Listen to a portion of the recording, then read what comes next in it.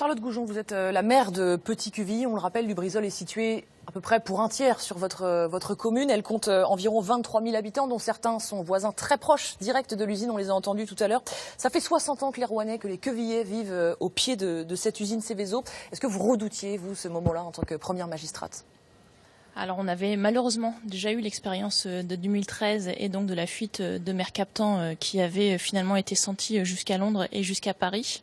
On avait déjà, en tout cas les autorités préfectorales avaient déjà à l'époque indiqué qu'il fallait améliorer la communication à destination des communes et des habitants, puisqu'à l'époque l'incident avait eu lieu à 8h du matin et la ville avait été prévenue à midi.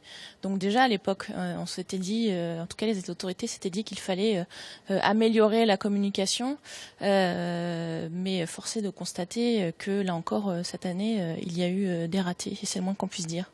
Vous sortez juste du bureau de police puisque vous venez de porter plainte au nom de la commune contre X après cet incendie. Est-ce que vous vous êtes senti isolé? Est-ce que vous avez eu le sentiment de ne pas avoir toutes les clés pour gérer une telle catastrophe? Vous étiez très remonté, hein. Oui, je le suis toujours. Je viens donc de déposer plainte contre X pour mise en danger de la vie d'autrui au nom de la ville de Petit-Quevilly.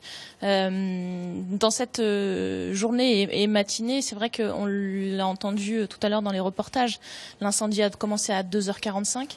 Le cadre, l'agent municipal d'astreinte a été prévenu à 4h15, simplement qu'il y avait un incendie à Lubrizol et il s'est rendu sur place, lui, à 4h45 pour constater l'étendue de l'incendie.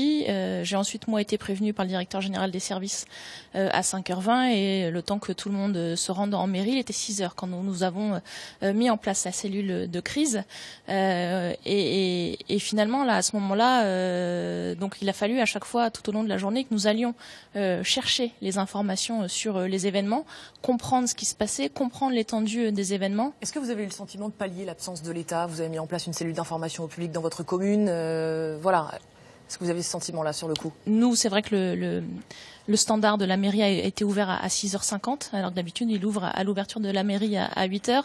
On a lancé des alertes aux habitants inscrits à notre système d'alerte Cedralis, mais il était 6h10, alors que les explosions, elles avaient lieu à 5h.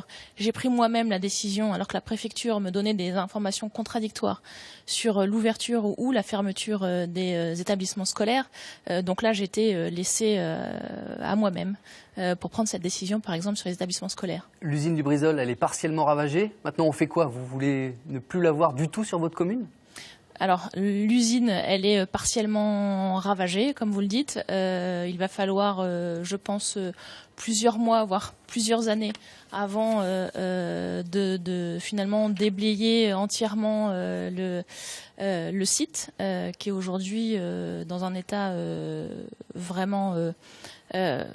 C'est complexe parce qu'il y a beaucoup d'emplois à la clé. C'est complexe parce qu'il y a beaucoup d'emplois à la clé. Moi, ce que je demande, c'est vrai qu'aujourd'hui, c'est que les habitants soient en sécurité. C'est pour ça notamment que j'ai demandé hier à la préfecture d'avoir précisément la date de début du traitement des 160 fûts qui sont encore sur place, parce que les habitants aujourd'hui me demandent, et je les comprends, à avoir la date de commencement de ces travaux pour décider en conscience de rester ou de partir de chez eux. Un dernier mot rapidement sur l'écoquartier, la prévision de la construction d'un écoquartier sur cette zone industrielle. Pour un tiers sur votre commune, vous êtes pour, vous êtes contre? Je pense que ce projet voit le jour. Je pense que là aussi, il va falloir du temps avant qu'on prenne la mesure de ce qui s'est passé, qu'on fasse un retour sur ce qui s'est passé, un retour d'expérience, et que cette question-là, on devra la reposer au moment où on saura finalement si Lubrizol peut reprendre ou pas ses activités. Merci beaucoup, Charlotte Goujon. Je vous en prie. Des centaines de milliers de personnes ont respiré pendant plusieurs heures.